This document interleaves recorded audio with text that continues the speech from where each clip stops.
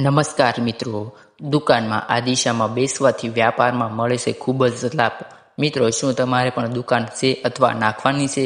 જો નાખવાની વિચારતા હો તો અમારો આ વિડીયો એક વખત અચૂક જોજો. વાસ્તુશાસ્ત્ર અનુસાર દુકાનમાં જો વાસ્તુ સંબંધિત કોઈ પણ દોષ હોય છે તો તેથી દુકાનમાં નકારાત્મક ઉર્જા વધે છે, જેના કારણે વ્યાપારમાં મુશ્કેલીઓ આવવા લાગે છે. તેથી વાસ્તુમાં કેટલાક ઉપાય અને સાવધાનીઓ બાબત બતાવવામાં આવી છે, જેના પર ધ્યાન આપવાથી દુકાનમાં સકારાત્મક ઉર્જા આવે છે. દુકાનનું પ્રવેશદ્વાર અને દુકાનમાં બેસવાની દિશામાં પણ વેપારને અસર કરતી હોય છે. દુકાનદારની દુકાનમાં બેસવાની દિશાનો પણ વેપાર પર ઘણો બધો પ્રભાવ પડે છે. વાસ્તુશાસ્ત્રમાં બતાવાયું છે કે દુકાનદાર જો દુકાનમાં ઉત્તર દિશામાં મોં રાખીને બેસવું જોઈએ, કેમ કે ઉત્તર દિશા ધનના દેવ કુબેરની દિશા માનવામાં આવે છે.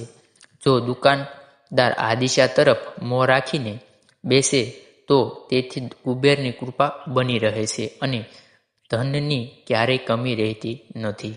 દુકાનનું પ્રવેશદ્વાર કઈ દિશામાં હોવું જોઈએ? જો પ્રવેશદ્વાર પૂર્વ અથવા ઉત્તર દિશામાં હોય છે તો સૌથી ઉત્તમ માનવામાં આવે છે.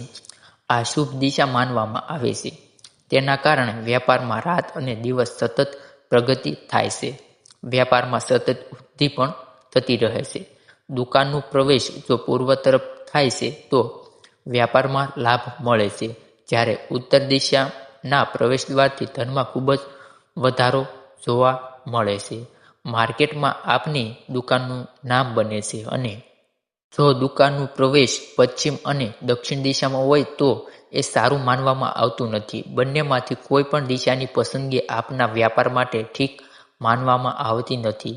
જો કરિયાણા કે મનોરંજન સેવાઓની દુકાનનો પ્રવેશદ્વાર પશ્ચિમ અને દક્ષિણ દિશામાં શુભ માનવામાં આવે છે.